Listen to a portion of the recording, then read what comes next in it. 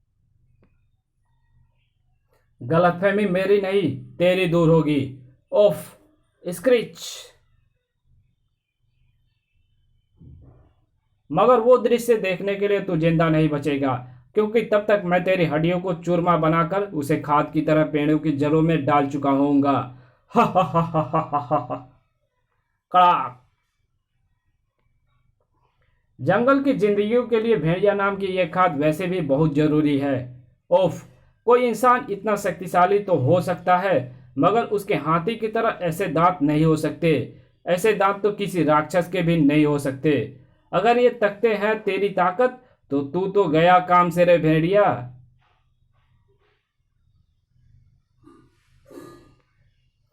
क्योंकि ताकत की लड़ाई ताकत से ही लड़ी जाती है और जीती जा सकती है, तख्तों से नहीं। ताकत की लड़ाई जानवर लड़ते हैं।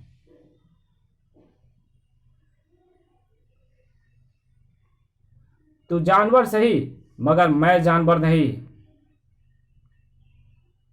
तुझे सिखाऊंगा कि जिंदा रहने के लिए सिर्फ अपने हक की लड़ाई कैसे लड़ी जाती है। छपा। वाह वाह। पानी शरीर पर पड़ते ही मेरे जिस्म के सारे रोम छिद्र ही खुल गए। अब और भी ताजगी और स्फूर्ति महसूस हो रही है, और ये बात तेरी सेहत के लिए अच्छी नहीं है। इसकी मोटी काली भद्दी खाल,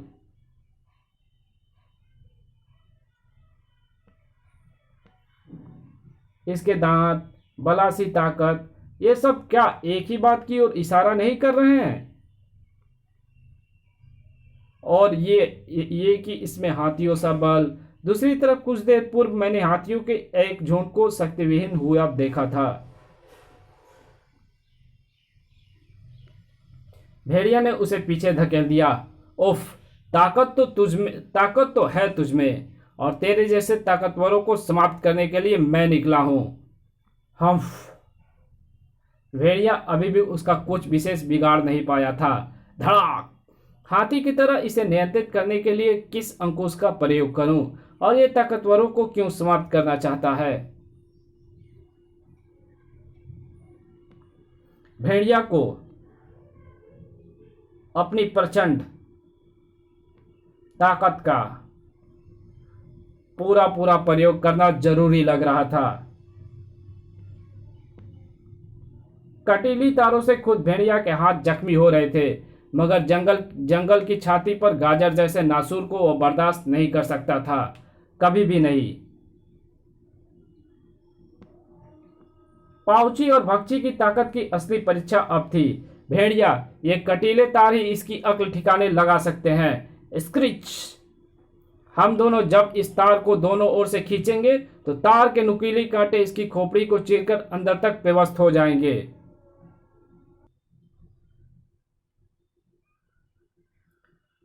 गाजर आपे से बाहर हो गया। बस, बहुत हो गया। बहुत हो गया। हाँ, बहुत हो गया। भड़ाक। भेड़िया, वो भाग रहा है। उसने भक्षी और पाउची को खत्म कर दिया। भेड़िया का मस्तिष्क उस वक्त जैसे अंतरिक्ष के चक्कर लगा रहा था।